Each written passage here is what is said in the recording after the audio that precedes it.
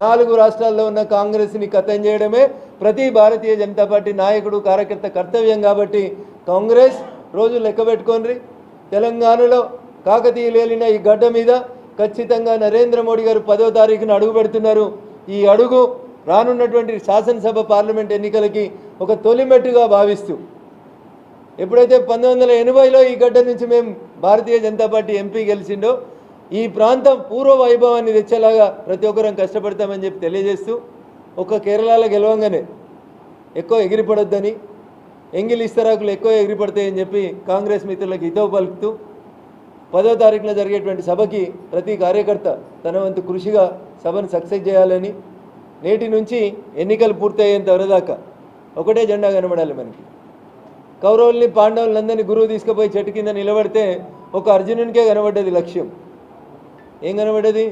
చెట్టు చివరి కొమ్మ మీద ఉన్నటువంటి పక్షి కనబడ్డది. ఈ రోజు నుంచి కాషాయం కండువా వేసుకున్న ప్రతి కాషాయ కార్యకర్త కనబడాల్సింది తెలంగాణలో భారతీయ జనతా పార్టీ అధికారంలోకి రావాలి. గిరిజన ప్రాంతమా, ఖమ్మమా, మెదక, సిద్దిపేట అనేటువంటి వివక్ష లేకుండా పాత 10 జిల్లాలకి 10వ తారీఖున రాబోతున్నటువంటి నరేంద్ర మోడీ గారు ఒక్కొక్క జిల్లాకి ఒక్కొక్క ప్రత్యేక కార్యక్రమాన్ని అభివృద్ధిలో భాగంగా తీసుకొని ముందుకు తీసుకెళ్తా ఉన్నారు. టెక్స్టైల్ పార్క్ తీసుకున్నా, ట్రైబల్ యూనివర్సిటీ తీసుకున్నా, భవిష్యత్తులో మామనూరులో రాబోతున్నటువంటి ఎయిర్పోర్ట్ని తీసుకున్నా, తెలంగాణ రాష్ట్రంలో భారతీయ జనతా పార్టీ అధికారంలో లేకున్నా నిత్యం మమ్మల్ని దూషించేటోళ్ళు, ద్వేషించేటోళ్ళు ఈ రాష్ట్రాన్ని పాలిస్తున్నా, మళ్ళీ చెప్తా ఉన్నాం, సబ్కా సాత్ సబ్కా వికాస్ అనేటువంటి నినాదంతో ఈ తీరుని ఆ 2 రాష్ట్రాల ప్రజలు తిరస్కరించడానికి నిదర్శనమే ఇద్దరు ముఖ్యమంత్రుల ఓటమి అనేది గ్రహించాలి. అధికారంలో ఉన్నాం, ఏమైనా మాట్లాడతాం, ఏమైనా చేస్తాం, అధికారం అనేటువంటి అహంకారం పొరలు కళ్ళకెక్కినాయి అనుకుంటే గతంలో తెలంగాణను పాలించిన ఆయన ఆడున్నాడో ఇలా ఒక్క రాష్ట్రంలో గెలిగి మా రేవంతం పోతేనే కేరళం గెలిచినామనేటోళ్ళు మరి తమిళనాడులో ఎందుకు గెలవలేదు, ఈ రేవంతం ఆ కేరళంలో ఎందుకు పనిచేసిండు ఒకసారి ఆలోచించుకోవాలి. ఆత్మవిమర్శ లేకుండా ఏది పడితే అది మాట్లాడుతూ ఆకాశం మీద సూర్యుడి మీద ఉమ్మేయాలనే ప్రయత్నం చేస్తే ఫలితం ఖచ్చితంగా పాత ముఖ్యమంత్రికి ఏ ఫలితం వచ్చిందో ప్రస్తుతం ఉన్న ముఖ్యమంత్రి కూడా 2.5 ఏళ్ల తర్వాత అదే ఫలితాన్ని కాషాయ కార్యకర్తలు ఖచ్చితంగా ఇస్తారన్న లోపల ఎట్లాంటి సందేహం లేదు.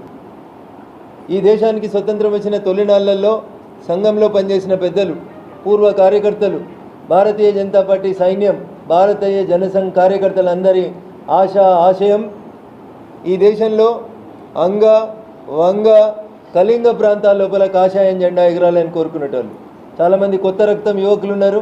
బహుశా ఈ ప్రాంతాలకు అర్థం కానీ ఈ ప్రాంతాల పేరు కానీ మీకు ఐడియా ఉండదు. అంగ అంటే ప్రస్తుత బీహార్ పాటలీపుత్ర ప్రాంతాన్ని అప్పుడు చరిత్రకారులు చెప్పినప్పుడు అంగ ప్రాంతం అని చెప్పేటవాళ్ళు.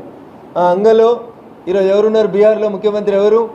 100% కాషాయ జెండా ఉంది. తర్వాత బంగ్లాదేశ్, భారతదేశం నుంచి విడిపోయినటువంటి బంగా, దాన్ని అప్పుడు మనం వంగ అని పిలిచేవాళ్ళం. వంగ దేశంలో రేపు మాపు ముఖ్యమంత్రి ఎవరు రాబోతా ఉన్నారు?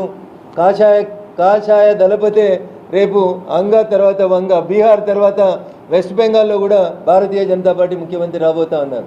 మన పొరుగునే ఉంది కళింగ దేశం, ఒడిస్సాలో ముఖ్యమంత్రి భారతీయ జనతా పార్టీ జెండా, కాషాయం జెండా ముఖ్యమంత్రి ఉన్నాడు.